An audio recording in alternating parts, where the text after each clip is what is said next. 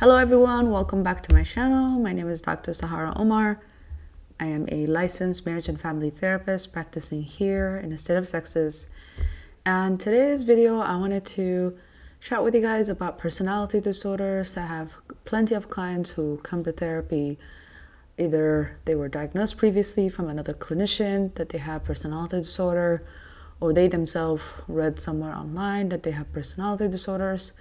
When in reality, the only thing that they have is probably like traits and not the full-blown disorder.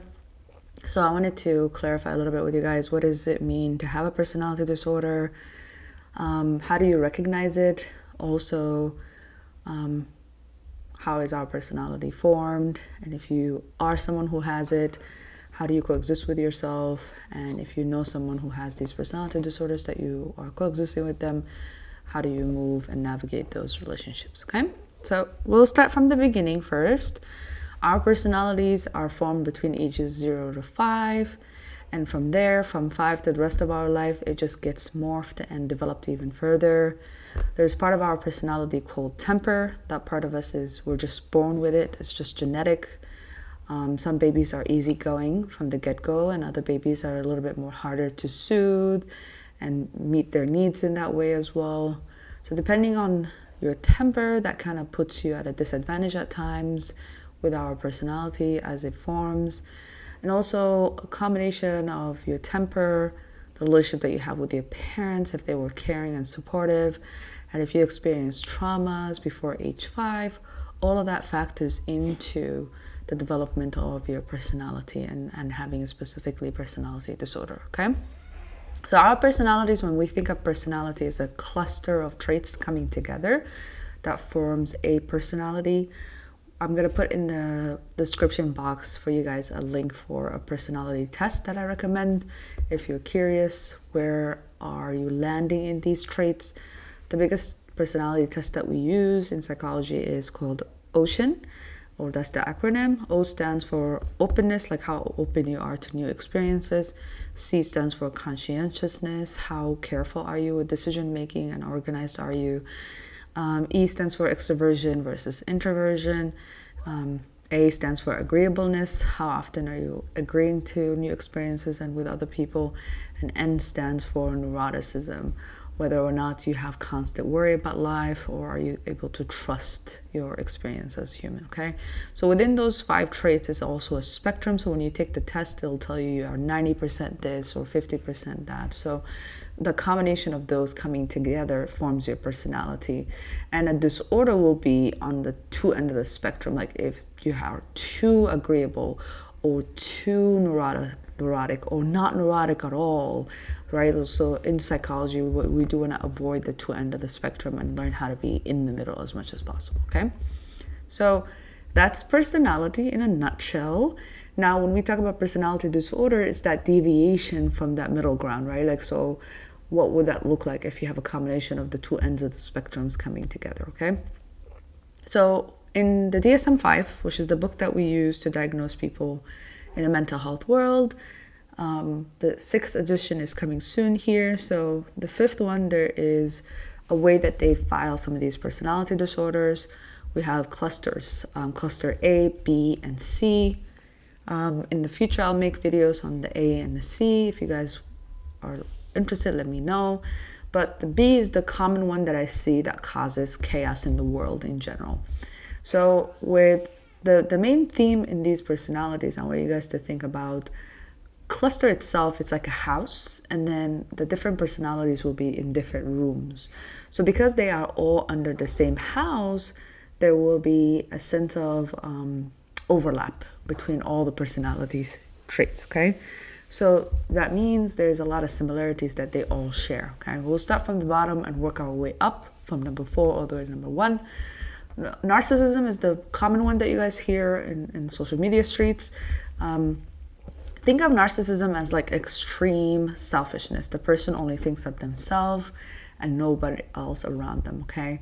So there's no consideration of people around them. Some of the traits that narcissistic people have is grandiosity. They really think that they are the best thing that ever happened. They're very knowledgeable about things. No one can challenge them. No one can ask them questions. They will push back. They also have this desire to be admired by people, to be put on a pedestal. So the way they carry themselves is very arrogant, very entitled. It's their way or the highway. They also lack empathy at the core, so they cannot understand other people around them are human, that have emotions, so they're kind of very disregarding of other people in that way. Another personality style within this is histrionic personality. Think of histrionic personality disorder, very excessive emotionality. So the person constantly feels their emotions in a high level, right? So when they are sad, they're really sad and they're very expressive about it, right? Like they're very showy. That's the best way to think about it, their emotions. They seek attention in the wrong places as well. So they are more likely to put on a show. In a way, they're very dramatic. So like drama queen, like very showy with their emotions and the chaos. Example of this would be from media that I want to kind of give you guys is Harley Quinn from the Joker, like the Joker's girlfriend, Batman series. That's what it looks like. Very chaotic, very look at me at any cost, okay? Another personality disorder there is borderline personality. This is second common to narcissism. Borderline, there is a theme in the personality trait of instability. They're not stable with their relationships with people. They're not stable with their self-image, so they don't know who they are and what they like and how they present themselves. Their emotions are not stable. They're very erratic, and they're very impulsive. They act on their emotions all the time. For clinicians like myself, when I work with other clinicians, they struggle differentiating borderline personality from bipolar, because bipolar sometimes can show up very emotionally unstable and also very impulsive, right? So there's a main distinction there. Sometimes a person can have both. They can have a personality disorder and a mood disorder like borderline. But the theme, the more you get to know the personality itself, the more you can see the theme show up, okay? And I'll show you guys what the theme is in a little bit. And then you have your last one, which is antisocial personality disorder. Antisocial, now we're going into that dangerous category. They're very disregarding of other people's rights. They could care less about people in that way. They're more likely to lie, steal, cheat, hurt someone physically, very abusive, very impulsive as well, just like the other ones, other personalities. So they act on their emotions really fast and very deceitful, and willing to kind of like mistreat people in the process, really. Antisocial personalities almost always end up in prison, okay? They will get incarcerated. So if you had a parent who were incarcerated growing up, they most likely had antisocial personalities because they have no regard of other people's right, okay? So the common theme between all four of them is this lack of empathy. They really cannot understand there's other people around you, and other people are humans, and you have to respect them and see them as a human being. You might say, well, doc, this is also like a learned skill if they never learned that other people around them exist, and they have to consider that fair, right? Like, but even when you present the concept of like, hey, you should consider other people around you, they're very disregarding, very dismissive. So almost always because of the lack of empathy within all of these four personalities, they leads to abuse. So when we look at the world, let's take a step back, and we see so much chaos, so much going on, people are constantly getting hurt. Almost always it goes back to you're dealing with one of these personalities. And from a philosophical language, it's evil. That's another way to look at it. And what makes it evil, it's the act of, or the act on the lack of empathy, right?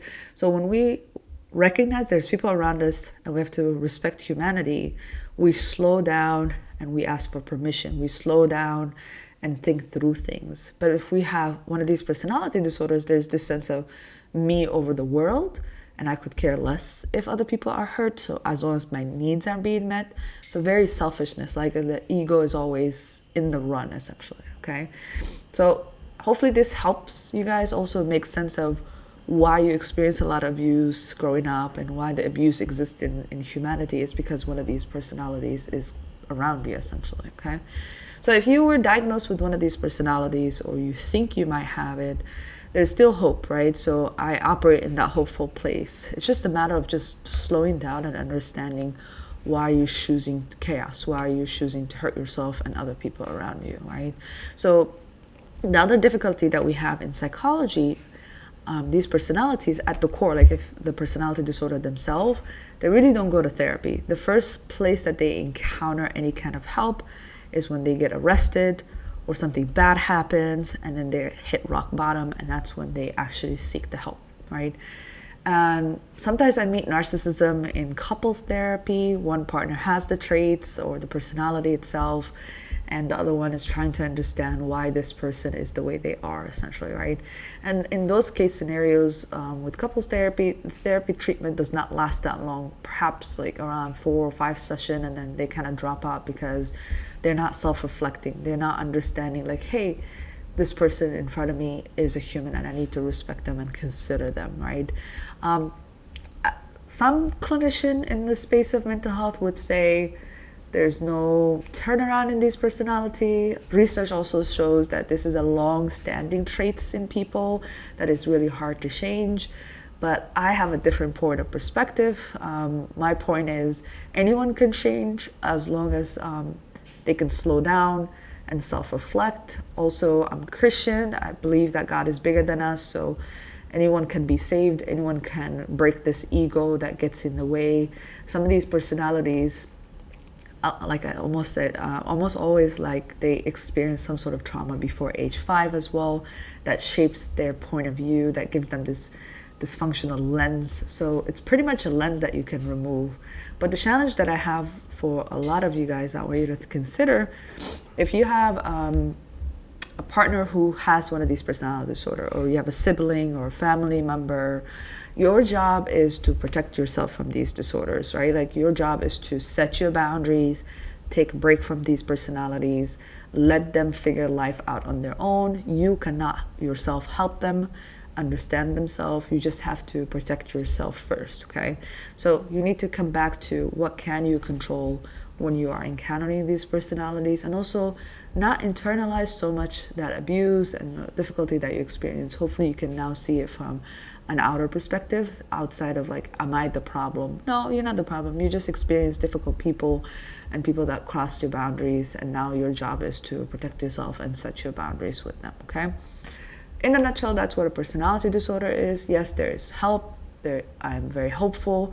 People can get to a place where they can show up in a different way, but at the end of the day, the challenge for us is just to first recognize what we're dealing with, and then we can get the help that we need in the moment, okay?